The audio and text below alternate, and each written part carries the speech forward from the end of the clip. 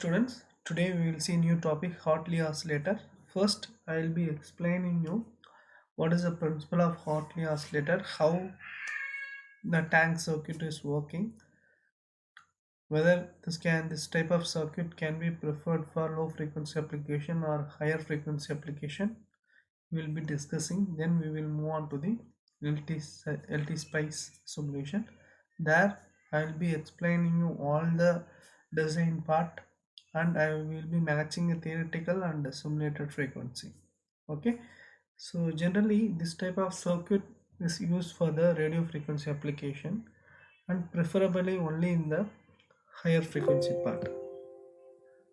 So it is not advisable to use this type of circuit in the low frequency application because the harmonic content will be more when you using this type of circuits in the lower frequency. Okay, as inductor you are using in the circuit, the harmonics will be added when you are using in the lower frequency part. Okay, so it will be high. Okay, the harmonic content in the output of the oscillator will be very high, hence it is not suitable for the low frequency application. So this is the first thing I want to convey here. So this is only preferred for higher frequency application. It can generate up to 30 megahertz. Okay, so another thing, you want to know what you mean by oscillator. So the important thing is, in the oscillator you will be getting the periodic signal output, but you will be providing only the DC input, right?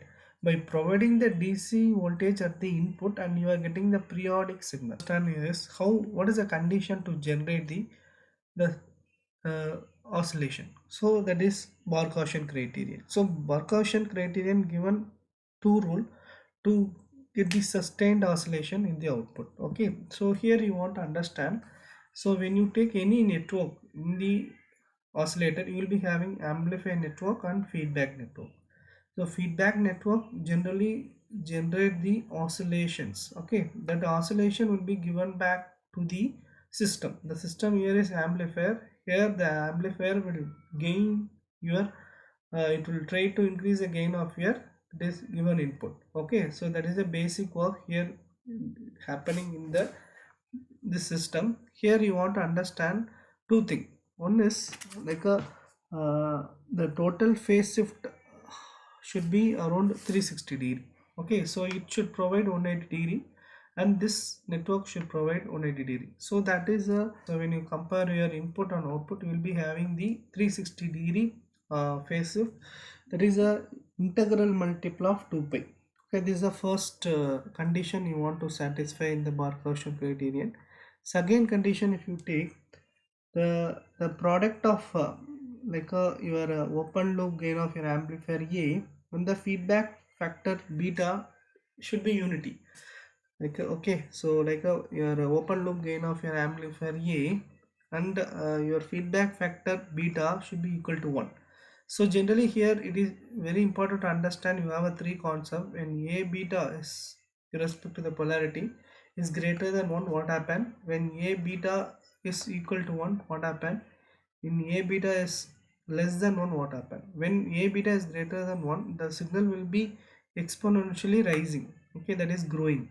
Okay, this type of principle will happen initially in the oscillator. Then after the period of time, that is a product of beta equal to 1, you will be getting the sustained oscillation. So this is the part we say A beta is greater than 1. So this is the part we say A beta is equal to 1. So this is a beta is less than 1. So signal is keep on decreasing exponentially, that is towards the die end. So this is not preferred. Okay, generally this 2 is preferred for designing any oscillator. Okay, so this is a very important thing to understand. So next thing, tank circuit. Okay, when you take a tank circuit, it is a, you can say it is a heart of your oscillator, right? So here you want to understand what is the, okay, so this is a tank circuit. You want to understand what is the basic principle, how the oscillation is generating from the DC input. So before that, you want to understand capacitors. Capacitor will work in the form of electric energy and inductor will work in the form of magnetic energy. So both you want to know. So in the tank circuit, you can see here the inductance and capacitance are connected in parallel. The two inductance are connected in series along with one capacitor in parallel. So that is here explained here. So here how it is generating. So when you are providing the DC input, the capacitor used to get charge. Okay, must get charge with let me consider like one polarity, that is this will be plus and this will be minus. Okay, so that is electrostatic energy. So when it is going to the maximum position, that is let me consider it is going to the maximum position. Okay, so like when such a charge capacitor is connected across your inductor, okay, through the inductor the capacitor will be charged, will be start discharging. Okay, start discharging through L. Okay, through L. So you can see here the current flow in the form of magnetic field. Okay, so inductor current will get based on a magnetic field, right? So inductor starts storing that energy in the form of magnetic, right? So capacitor will be fully discharged, capacitor fully be discharged, and like a maximum based on the maximum current flow through the circuit, right?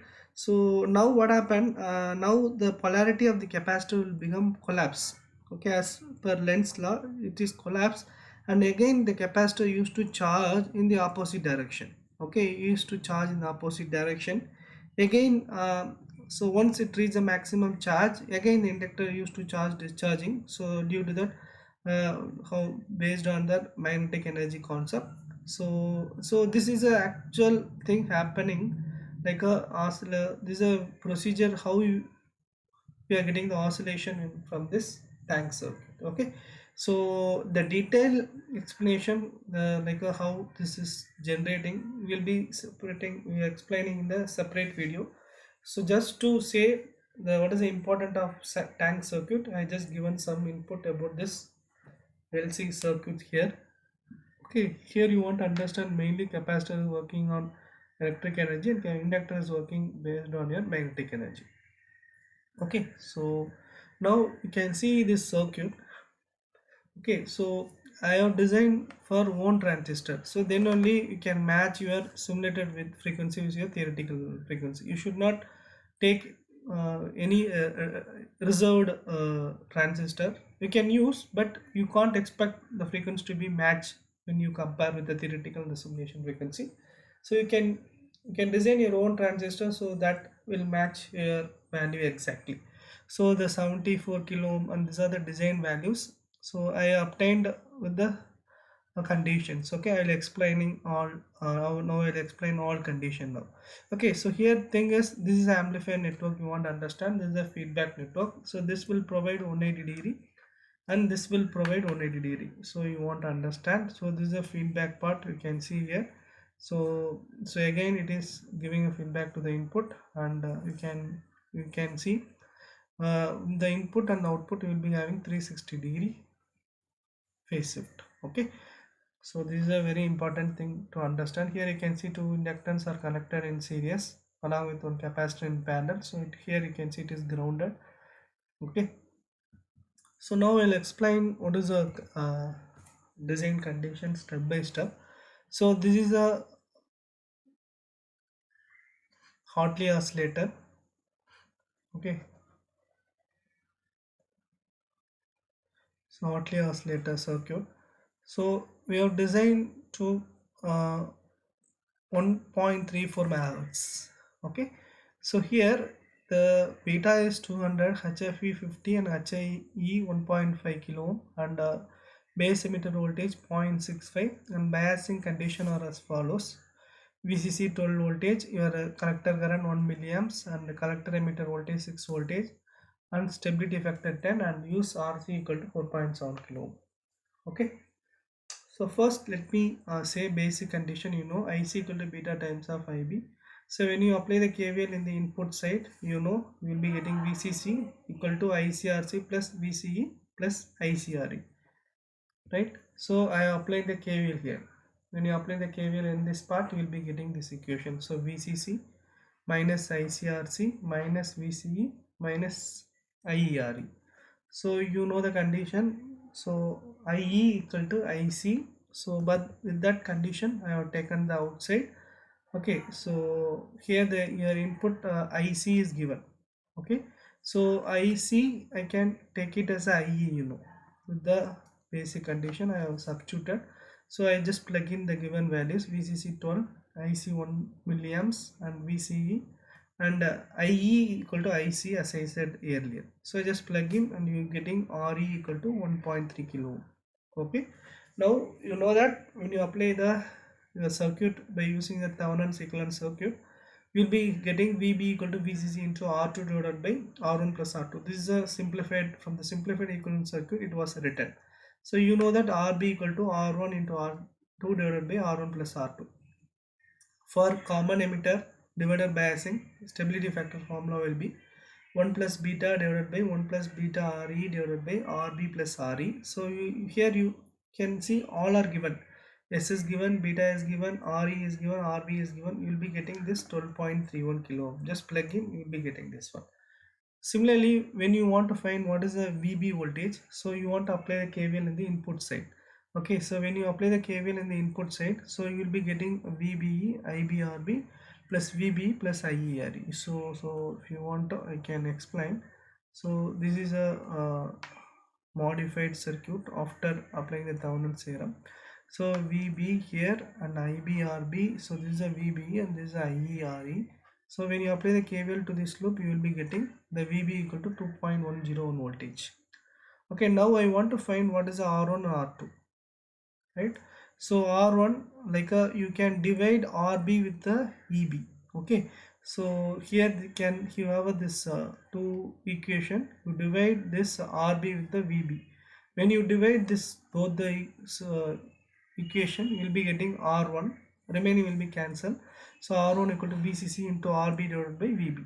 So from this you can get 73.5 kilo ohm. So same value I used for the design. So another equation, RB equal to R1 into R2 divided by R1 plus R2. When you substitute, you will be getting R2 equal to 14.8 kilo. So now I want to calculate what is the frequency that is supported by this tank circuit. So here you can see capacitor is 100 picofarad, inductance is 70 microhenry, and L2 is 70 microhenry. Both are in series, so you want to add 1.4 into 10 to the power minus 4. The formula is F naught equal to 1 divided by 2 pi LC. So L equivalent into C equivalent, you are getting 1.34 megahertz. Okay, so you can see same I have used for this network. Students, I hope you can see my screen. So I will open Hartley oscillator circuit. Already it was designed. Here the main thing is I used not reserved transistor. I used my own transistor. Then only you can match your derived frequency with your simulated frequency. Otherwise frequency difference will be measurable. Okay, so if you want like a equal, like a, you should, if you want to match with your simulated frequency, the theoretical, you want to use your own transistor values. Okay, okay, here I used dot model npn1. This is the username and this is your reserved element name, and beta value, that is your gain factor 200, and saturation current 10 to the power minus 14. So here just can go anywhere and click. Okay, so edit, you should go like a draft and go to the spice direct and you can type your own value. Okay, so model, and this is your reserved name. Okay, then npn, that is a like this is a username npn1, and this is your reserved name. So then your values which you want to implement. Okay, so this is an amplifier network, and this is a feedback network, and this is a supply which is given, and you will be going to the output in that after the capacitor. Okay, so let me save and run it. So you can see the output here. So let me see what is the frequency it was generated. Okay, okay, so I'll just take a two cursor to see the simulator frequency here. Okay, so this is one part, and this is the next part. Okay, I want to take a two time period, that is t1 and t2. Okay, okay, so if you can make, you can keep correctly. So you can see here. Okay, so you can see here 1.255 megahertz. It is very close to the our derived one. Okay, so here what I'm doing is I'm measuring the t1 and t2, that is here t, like t equal to t2 minus t1, that is your time period for a simulated output. So 1 by t equal to f, so that is matching with your derived one.